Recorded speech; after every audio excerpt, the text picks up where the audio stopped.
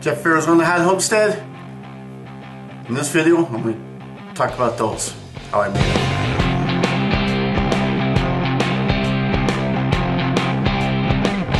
I love it.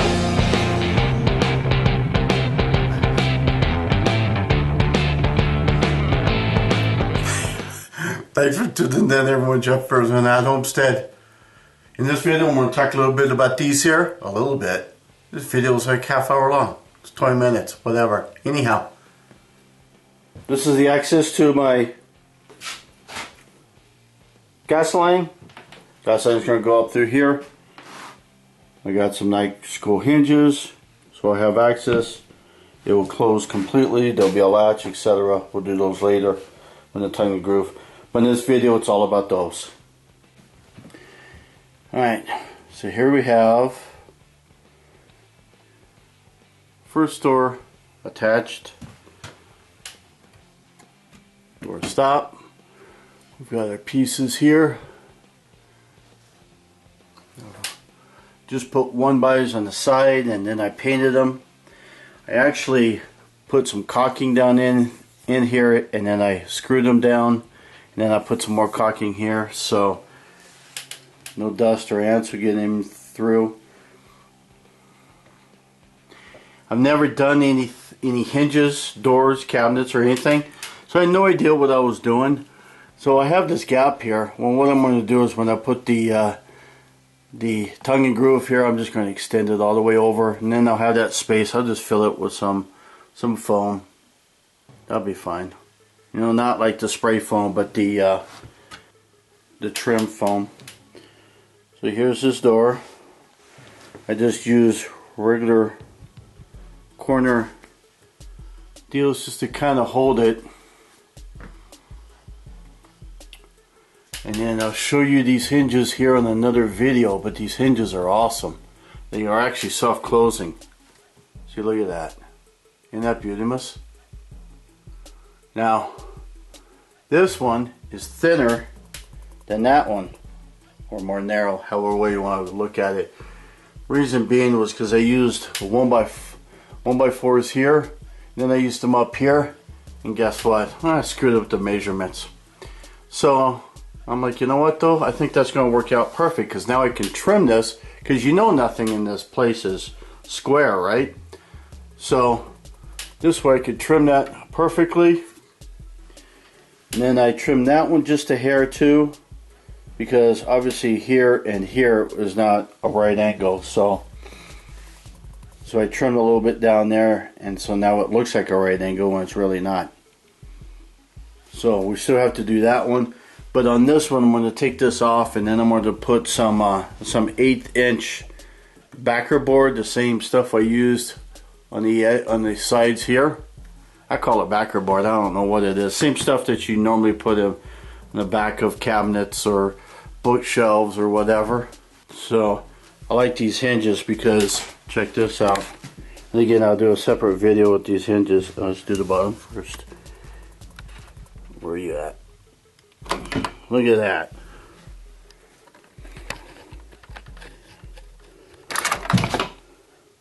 That simple to take cabinet door off.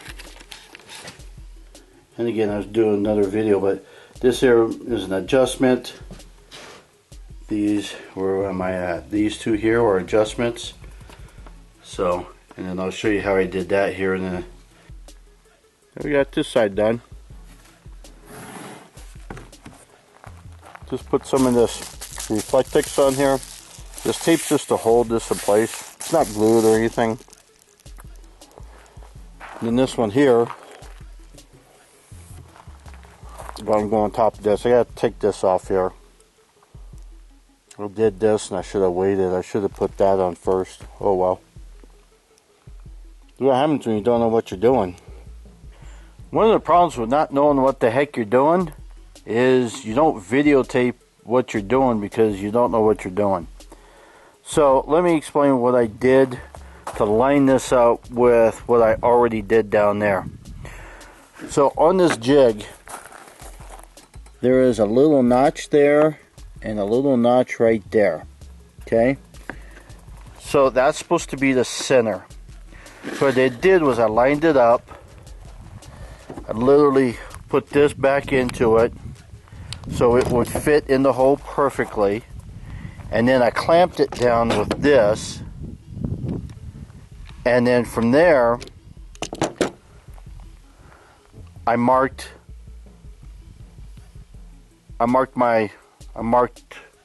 this guy right here on this side. I had already marked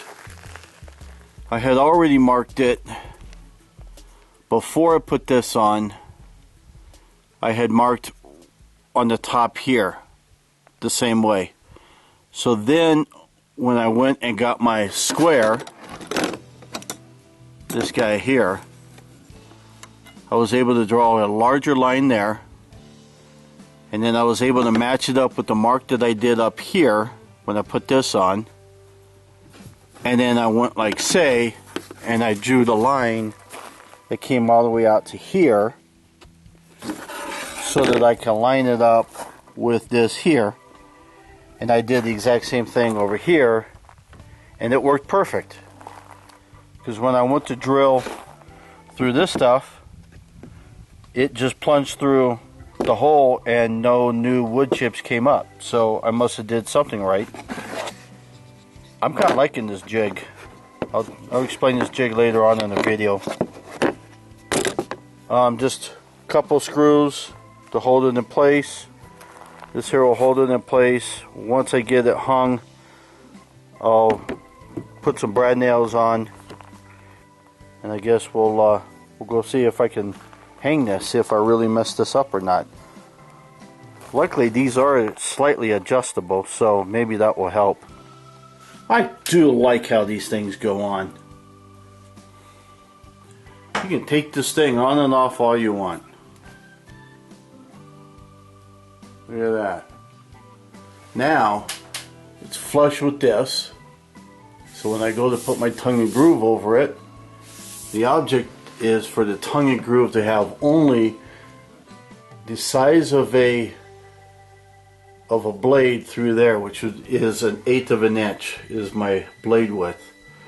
So when I cut my tongue and groove, we'll have just 1/8 of an inch right through here and right down through here. So you'll notice it, but you won't notice it. And then I'm going to put in a little hinge thing right there, a flush hinge. Alright, so now I'm going to show more detail of the door that I made now that I've done one, so I kind of have a clue what I'm doing.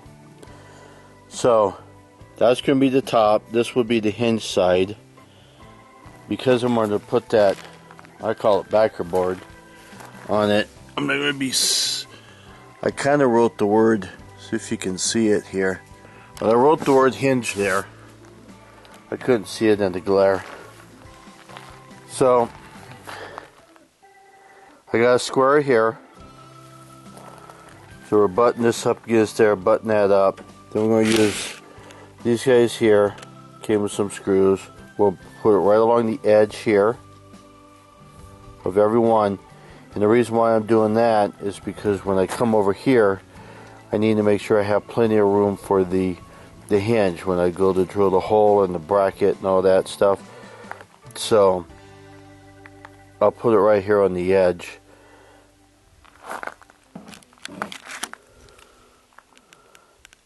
It says to use like a 1/16 drill bit, and then the screwdriver and all that stuff. So I got my drill bit, my screwdriver, ready to go. Alright, so let me put it together. So the basics is done. The basics, a lot of basics to do. These aren't to hold any kind of strength or anything. This is just to hold this together so that I can pick it up and move it and guide it, and I'm going to I deliberately made these longer so when I go to put them up I can trim it to fit, so if I need to cut at an angle or whatever I can do so. Same thing even with along here. I'm thinking all I would have to do is cut the top and the bottom. Is what I did with the other one. So I just traced it on this board, 1/8 inch. I made my markings a little bit more clear. Put a T here for top. So now that I've traced it out, now let's cut it. Alright, so now that that board is cut, that piece is cut, we add to it. It's a little bit shorter, but that was designed that way. That way I can sand this down if I need to. I want 1 inch here. This is the top. I want 1 inch. This is designed so that really you can take this and put it right on the edge here. But I deliberately went in 1 inch. I drew my line. And I lined it up there. Set this up against it. This clamp here did not come with this. So you got to make sure you clamp this down so it doesn't shift on you. Ideally you want 2 clamps. You can buy these separate, I guess. I got this out of another kit that I had of a Craig kit, jig kit, so a pocket hole jig. So it came with this, so I'm using this. But it seems to be holding it just fine. So down here, I'm going to go 1.5 inches up. And so I'll do the same thing here. Just got this here to hold it. Same thing with over there. The screws, when I put the hinge on here, will hold this down. Then I'll put some more screws all the way around. This is the back side. So putting this on, it's real simple. I couldn't show it to you because I'm not one-handed. It just slides right in. Pretty simple. And you undo it just by untwisting it. These holes here, I'll show you what those are. Those are for the pilot holes for the hinge. And then basically you just go to town. It's got a stop here, so you can adjust this stop, but the length right or the depth right here is perfect. So you can adjust the stop. It's just an Allen wrench on the opposite side. And you adjust the depth with these guys here. So I have it set at 5. So just a screwdriver does it on both sides. So then I just go down until it's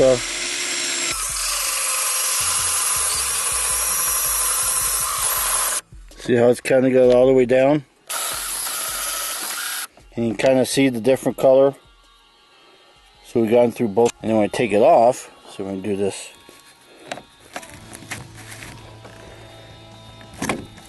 So easy that was, and then you just discard obviously the wood chips or put it in your compost or do whatever the heck you want with it. I don't have an air compressor, so I'm going to blow this out with my mouth. Now it's all clean. I blew it out with my mouth, just closed my eyes, my nose. Just as good as an air compressor. So now let me drill the holes and we'll set up that first bracket, show you what it looks like for that first hinge. Use the same 1/16 bit that I did on the other screws on for those other angle, those brackets. So it just fit perfect in there. This depth, you want to make sure that it doesn't go all the way through, obviously. So you gotta test it. Look at this. The holes line up absolutely perfect. So we got these OB screws that goes in there. Next step was I put some Reflectix on here. This is double line, so basically a long sheet folded over. This here is only just to hold it in place. I didn't glue it or anything because I'm going to put some more of the backer board stuff on top of this. I just need to hold it in place. Now I don't have a full sheet, so I'm going to use pieces. This is going to be the front side anyhow, and that's okay because I'm going to put on top of this the tongue and groove. So I don't care what it looks like. I just need that spacing, basically, that 1/8 inch spacing, and plus it will help hold this a little, make this just additional sturdier. Okay, promise not to laugh too much. Check this out. So there's a piece here, there's a piece here, there's a piece here, a piece here, a piece here. And instead of using screws, I ended up using some brad nails. You know, the problem is they're not short enough, so they poked all the way through. So I'm going to have to do something about that. I don't know what I'm going to do. I'll probably grind them off or something, because I don't think I can cut it that close. So I'll just grind them off. That's the back side anyhow, where they're poking through. This side I'm going to have tongue and groove over. But you know what? I'm also going to do this. This is how stupid I am. Duct tape, because it's a cure-all. You know, duct tape cures cancer. Ooh, now I get for misinformation, right? Anyhow, why aren't you laughing? So, I'm going to put duct tape over the seams. Why? I don't know. I just want to. I don't think it's going to do any good. I'm going to put tongue and groove over this. You won't even know it. So, anyhow. So let me duct tape the door. Grind off those brad nails. And then I'll see how this door lines up. Perfect. They stuck through just a hair. The grinder just took it off in seconds. I think I kind of like these hinges.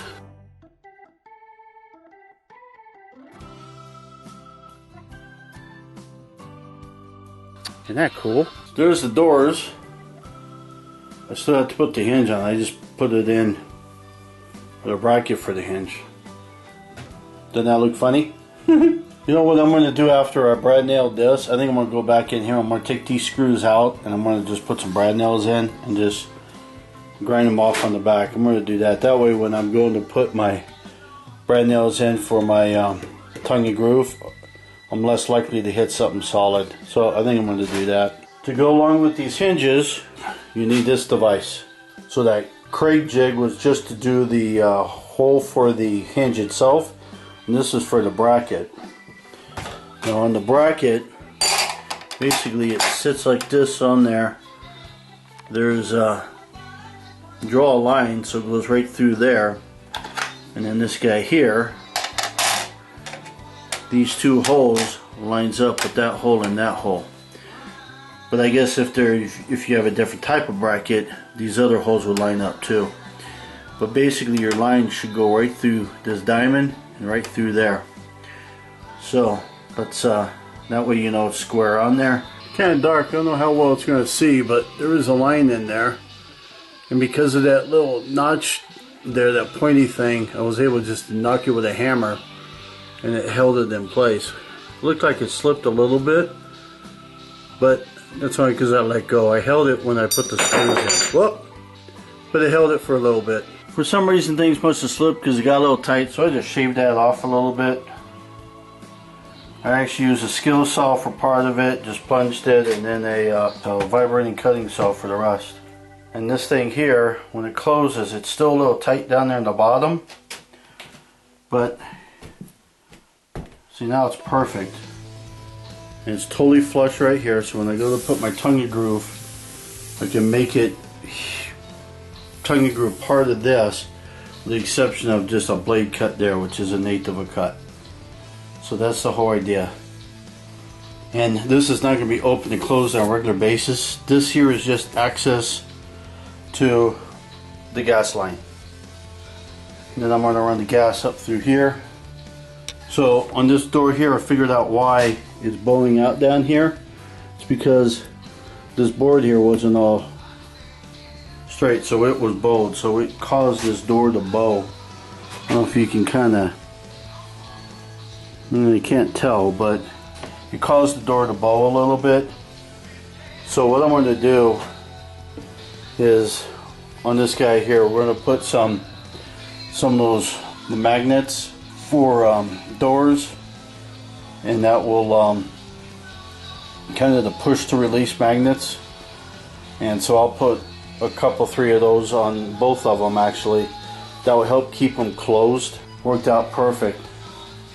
So we'll run tongue and groove out to here. Do the same thing over to here, because I didn't know what I was doing. Then I'll just shove this up with some foam, just some gasket foam type of stuff, because you still have access through here. So I got to seal that up. Putting the foam here will help. And then on the other side, I'll just put some kind of weather stripping of some type on the other side. and that will help. It's not going to, extreme weather, it's not going to be in that little cavity area, so I'm not real concerned with it. But what I want to do though is repaint that, and then I can start doing the tin groove. So this video was a long video, but showed you the doors that I made. Thanks for tuning in. Jeff Ferris on the How to Homestead. I know it was a long video, but sometimes when you don't know what the heck you're doing, you don't know how to video it, and so you're kind of videoing it in segments. So hopefully it made sense. See you, bye, have fun.